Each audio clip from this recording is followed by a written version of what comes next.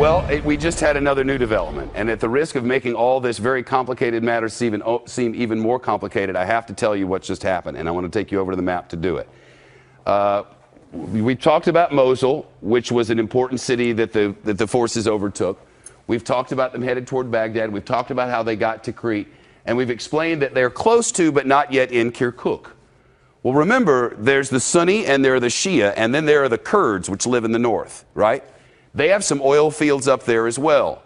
They've been shipping some of, or I should say, trucking some of their oil into Turkey with the idea to avoid the central government in Baghdad so that Baghdad doesn't get this money and the Kurds can get it. They see themselves kind of separately anyway. Remember when the war began, we dropped some troops in the north of Iraq, and they came down to help solidify and secure the treasures and all of that? I think it was the 5th ID that came from Texas. Anyway, that was in Kurdistan, where they're just kind of not part of all of this conflict, or that's how it had been.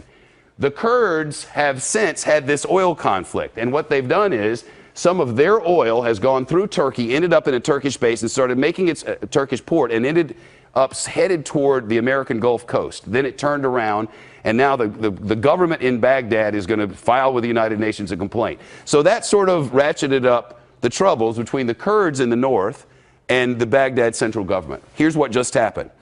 The Peshmerga are the Kurdish forces that operate within the Iraqi army, but they're Kurds, the Peshmerga.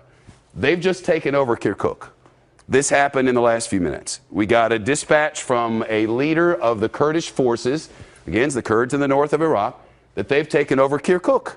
And the quote from the leader of that group is, the central government forces, the Iraqi forces, the Iraqi government forces led by Nouri al-Maliki have abandoned their posts, and the Kurds, the Peshmerga, have taken over in Kirkuk. You think this isn't moving fast? This is moving fast. And just in, wire copy and prompter, Vice President Biden tells Iraq's Nouri al-Maliki that he should be prepared to intensify, accelerate security support and cooperation with Iraq. That from the White House. Let me back that up. Prompter, read it again because this is brand new to me. This is what just happened. Vice President Biden has just told Iraq's Nouri al-Maliki that the United States is now prepared to intensify and accelerate security, support, and cooperation with Iraq. Now, when we say with Iraq, that does not mean the Kurds in the north. It does not mean the Sunni who are running the insurgency. It means the central government of Nouri al-Maliki. The central government of Nouri al-Maliki, which is not supported by his troops. The troops are melting away in the face of all that's happened here.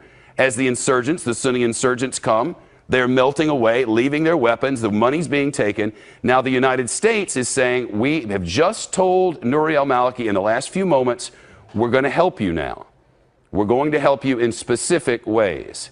So from 3 days ago, when everything seemed to be status quo, now lost are the cities of Mosul and Fallujah. Now Kirkuk is gone, the ancestral home of Saddam Hussein is gone, and the United States is about to step in.